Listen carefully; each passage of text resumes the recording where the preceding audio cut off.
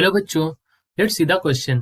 So question is if alpha, beta and gamma rays carry the same momentum, which has the longest wavelength? यहाँ पर हमसे पूछा है कि अल्फा बीटा गामा की जो मोमेंटम की वैल्यू है वो सेम है, सो बताएं किसकी सबसे ज्यादा वेवलेंथ यहाँ पर होगी।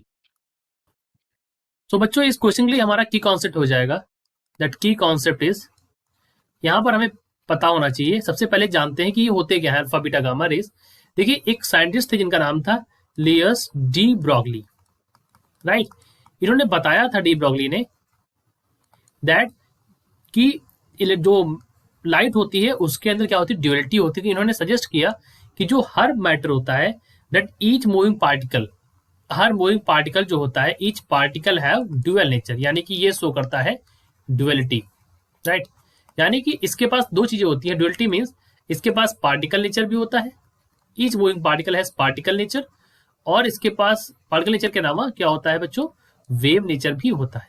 इसी कॉन्सेप्ट को हम बोलते हैं वेव पार्टिकल ड्यूअलिटी या ड्यूअलिटी के नाम से जानते हैं। It is a very famous concept, particle nature और वेव नेचर दोनों होते हैं।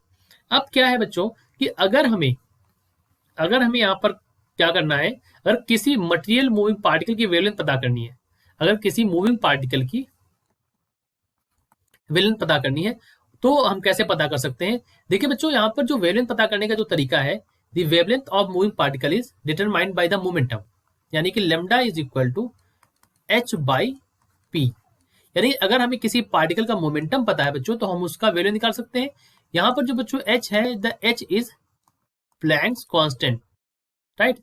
और प्लैंक्स कांस्टेंट की वैल्यू होती है 6.6 × 10⁻⁴।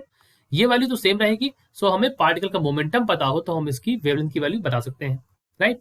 अब बच्चों यहाँ पर क्या है, देखिए ये जो मूविंग पार्टिकल्स हैं यहाँ पर इन्होंने कहा है जो तीन रेज हैं, यानी कि अल्फा रे, बीटा रे और गामा रे। तो हमारे पास कौन कौन सी रे हैं, अल्फा रे की वेवलेंथ, बीटा रे की वेवलेंथ पूछिए और गामा रे की वेवलेंथ है। बच्चों इनको रिप्रेजेंट करते हैं इस साइन से, अल्फा बीटा और गामा के साइन है ये। अगर इन्होंने कहा है कि इनके अगर हम कहें they have the same momentum, यानी कि बच्चों अगर आप इनसे वैल्यू निकालें लेमडा अल्फा की, तो ये हो जाएगी वैल्यू यहाँ पर H by P alpha, H by P beta and H by P gamma, right. अगर आप बच्चों इनको बराबर कर दें, इन्होंने कह दिया इन तीनों की वैल्यू जो है बराबर है, सो अगर आप लिखें बच्चों यहाँ पर ये तीनों जो है, ये जो वैल्यूज है ये क्या है, आपस में बराबर है। So we can say H by P alpha is equal to H by P beta is equal to H by P gamma.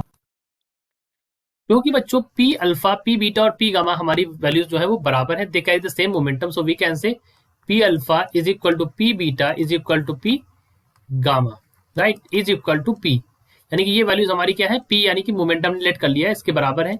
तो बच्चों हम कह सकते हैं these values are the values of lambda alpha and lambda beta and lambda gamma.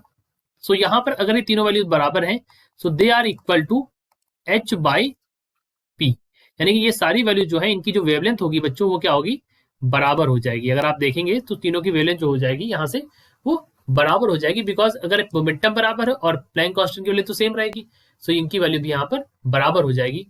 तो हमारा जो option सही हो जाएगा वो ऑप्शन नंबर डी सही होगा, यानी none of them have longest wavelength, they all have the same wavelength, they all are having the same wavelength. I hope you understood it well. All the best.